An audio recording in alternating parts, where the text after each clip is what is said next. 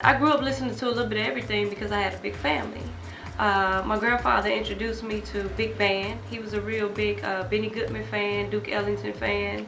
Mama loved Motown, you know. Then I have like a host of aunties, and from reggae to rock, you know. So I just love the sound of organized noise. Now I was a flight attendant, and my best friend that I grew up with got a record deal with Elektra Records. She had got signed by Sylvia Rome back in the day. And when I was a flight attendant, I would go to these different cities.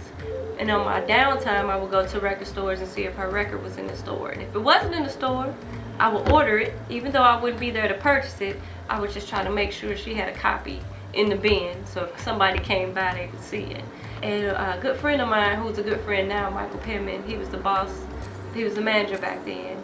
He, you know, was asking me, where you get all these titles from? How do you know all this music, you know?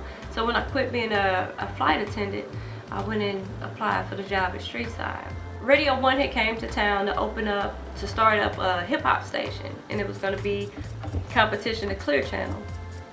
And the general manager at the time, Mark Wilder, he was scouting out different talents to come work at the radio station, and had been coming to the record store and checking out our events. I ended up working at the radio station.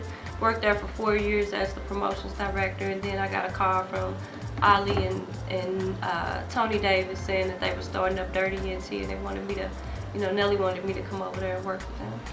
The advice that I would give is to take it serious. It's not a game.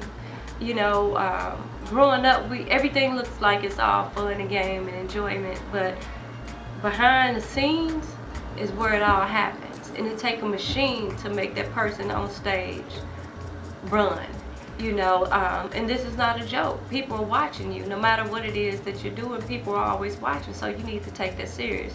It's a time to play, and then there's a time to be serious. And action. You have to put the action behind what it is that you say you want to do.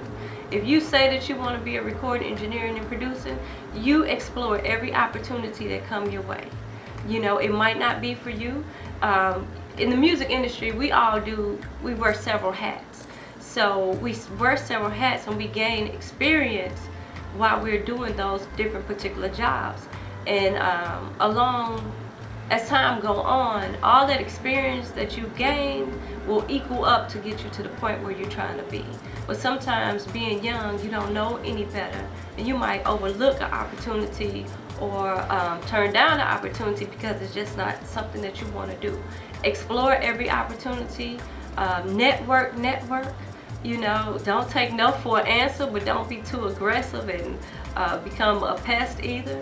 But definitely network, get your name out there, and carry yourself as a professional and not what you think you're supposed to be doing because you've seen somebody act a certain way on TV. Because you're dealing with real life, and when we're watching it, that's not the reality. So keep your head up, keep pushing, and work as hard as you possibly can, and don't give up.